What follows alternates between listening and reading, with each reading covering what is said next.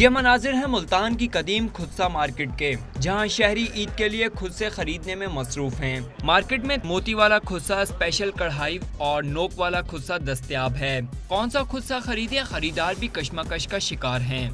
ईद का बाजार है, हमारे पास बहुत रश लगा हुआ है। इसमें जेंट्स लेडीज वैरायटी हमारे बहुत है। ये यकीन करें आप कि हमारे पास वैरायटी नहीं पूरी होती। मुल्तानी खुद से न सिर्फ पाकिस्तान बल्कि बैरून ममालिक में तोहफे के तौर पर भी भेजे जाते हैं। बच्चों के लिए खुद से लेने के लिए आए हैं, तो उन स्पेशल फरमाइश पे और बच्चों ने किए ईद के सूटों के साथ मैच करना है। खुदसा लेने आए हैं मुल्तान की।